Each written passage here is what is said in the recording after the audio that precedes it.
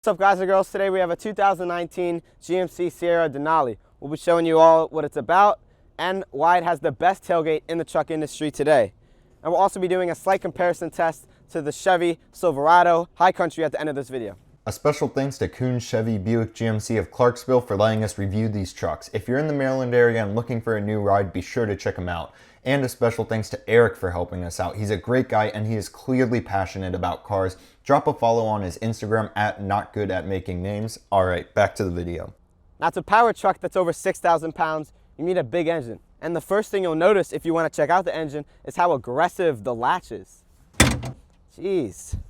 Now once you open it up, this specific Sierra has the smaller engine. You can actually get a 6.2 liter V8. This one's the 5.3 liter V8. Actually, this truck's a little tall. Jake, can you give me a hand?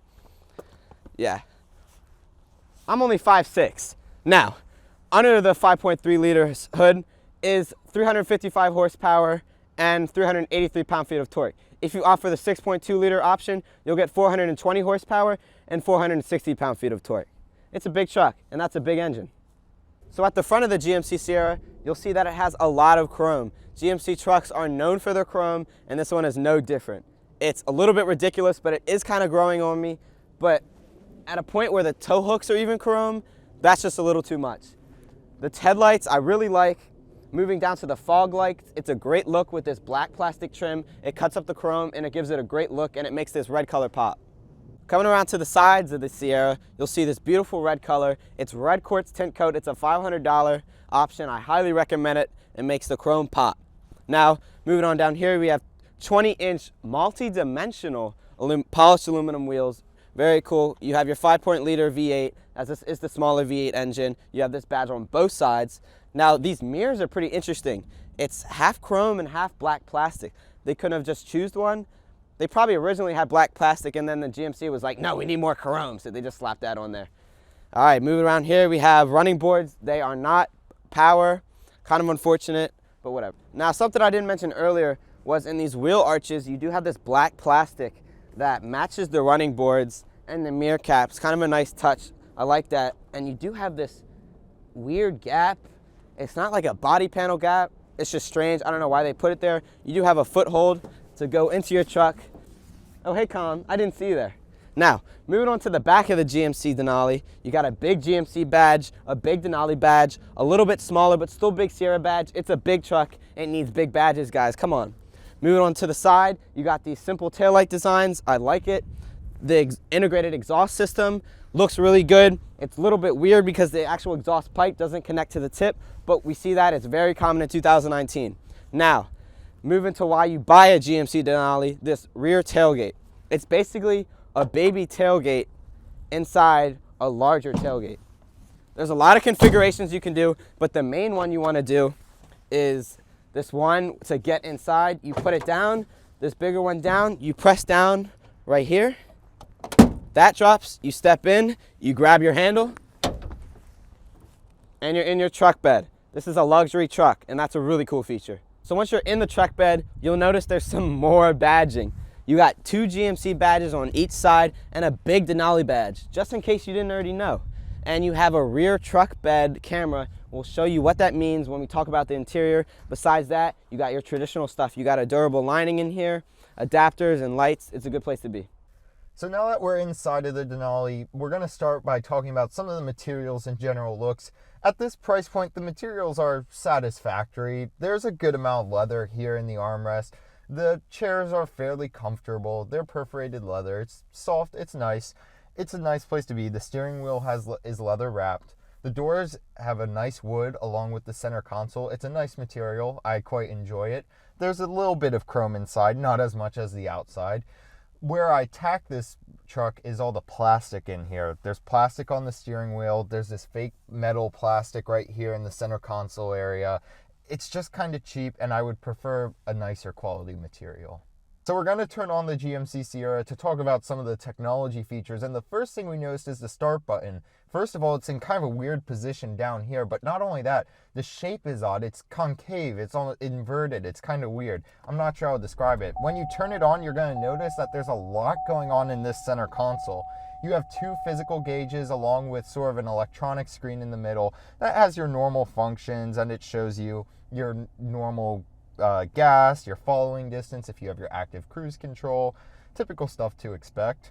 Now we're going to look at the center console, talk about that a bit. It's the normal General Motors system that you'll find in Chevys, GMCs, and it's a good system. It's snappy, it's responsive. You can expect Apple CarPlay, Android Auto, and it's quite good. The center console is well laid out. I have no major complaints there other than the plastic I previously mentioned.